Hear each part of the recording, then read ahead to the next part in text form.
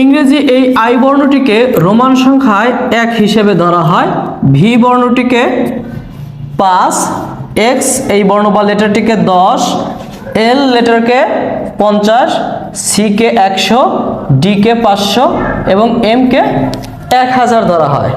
এবং বাকি সংখ্যাগুলো কিভাবে তৈরি হয় সেটা নিয়ে আজকে আমাদের ক্লাস হবে ইনশাআল্লাহ। তো এই বর্ণগুলো পাশাপাশি সর্বোচ্চ 3 বার বসতে পারে, আর 3 বার যদি পাশাপাশি বসে বা পাশাপাশি বসলে সেটা যোগ হয়ে যাবে। যেমন এই আই বর্ণটিকে আমরা 1 বলি, এই এরকম 1 যদি 2 বার লিখি এটা হলো 2, 3 বার লিখলে 3 হলো, কিন্তু এর বেশি বলা যাবে না বা এর বেশি লেখা যাবে না। তাহলে আমরা বাকি সংখ্যাগুলো কিভাবে লিখব, কিভাবে তৈরি করব? দেখুন খুব সহজে আমরা শিখেছি ভি, এটা হচ্ছে 5। এই বড় সংখ্যার বামে যদি বা বড় সংখ্যার বামে যে সংখ্যাটা বসানো হবে সেটা হবে বিয়োগ। বড় সংখ্যার বামে কোনো ছোট সংখ্যা যদি বসে সেটা হবে বিয়োগ, আর ডানে বসলে যোগ। কিভাবে? তাহলে এইখানে আমরা দেখি, এটা যদি 5 হয় এইখানে আমরা 1 দিয়ে দিলাম, 1 বিয়োগ হয়ে গেল, তার মানে এটার মান হবে 4।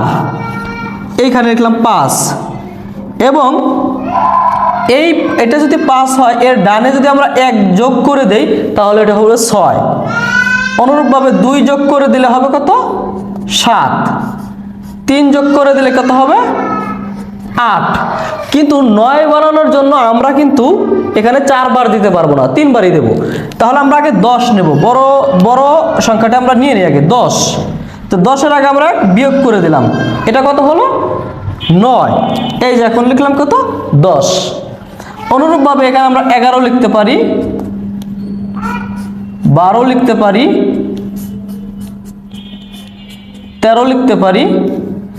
14 লেখার জন্য আবার 15, যেহেতু 5 এইখান থেকে 1 বিয়োগ করে দিলাম, 14 হয়ে গেল। তাহলে 15 কত? সরি, এটা হলো 15। 16 অনুরূপভাবে এইভাবে 16। তো এইভাবে বাড়ানোর পরে যখন আমরা 20 লিখব তখন আবার ডাবল এক্স। 30-এর সময় আমরা এরকম দিতে পারবো, কিন্তু 40-এর বেলায় 4টা এক্স দিতে পারবো না। 40-এর বেলায় কি করতে হবে দেখি আমরা, এখানে 50 আছে, কত? 50 আছে এল এ। তো এর আগে আমরা 10 কমিয়ে দেবো, বলছি বামে দিলে কমে যাবে।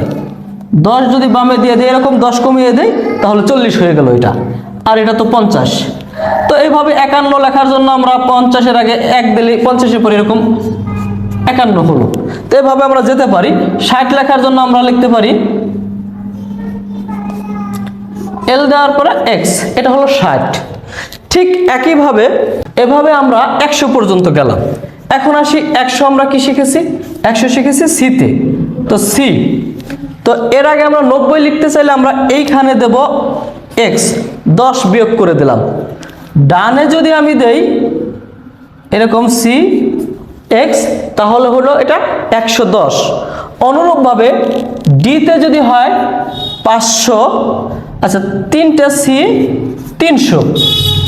আচ্ছা এখন 400 কিভাবে লিখবো? 400 লেখার জন্য আগে 500। তো 500 লেখার আগে একটা সি 100 কমিয়ে দিলাম। 100 যদি বিয়োগ করি এটা হয়ে গেল কত? 400, এটা 500।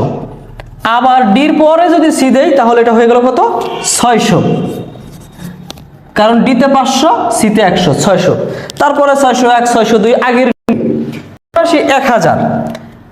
এম এ যেহেতু 1000, এইখানে যদি আমি সি দেই এটা হয়ে যাবে কত? 900। কিন্তু এম এর আগে যদি আমি এল দেই, এল এ কত? 50, তাহলে এটা হলো 950। আশা করি আমরা বুঝতে পারছি। যদি আমি এরকম কিছু লিখি এম সি এম তাহলে কত হলো? আচ্ছা খেয়াল করি, এম এ তো 1000, সিতে 100 যোগ হলো 100, আবার এম এ 1000। কিন্তু কথা হচ্ছে বড় সংখ্যার বামে যদি ছোট সংখ্যা থাকে সেটা তো বিয়োগ হয়ে যায়। তাহলে আমরা কি করব? এখানে 1000 যোগ ঠিক থাকলো, কিন্তু এইটার মান কত? এটার মান তো আসলে 900। আমরা এটা লিখতে পারবো না, আমাদের লিখতে হবে কত? 900, কারণ 1000 থেকে সি 100 বিয়োগ হয়েছে, বামে বসলে বিয়োগ হয়। সুতরাং 1900। আমি যদি এখন 2024 লিখতে চাই কিভাবে লিখতে হবে? এম এম 2000, এখন 24 এক্স এক্স 20, এই হলো 24, হয়ে গেল আমার 2024। তাহলে রোমান সংখ্যার মূল বিষয়বস্তুটা হচ্ছে একই সংখ্যা পরপর 3 বার বসতে পারে, এবং কোনো বড় সংখ্যার বামে কোনো ছোট সংখ্যা বসলে সেটা বিয়োগ হবে, ডানে বসলে যোগ হবে।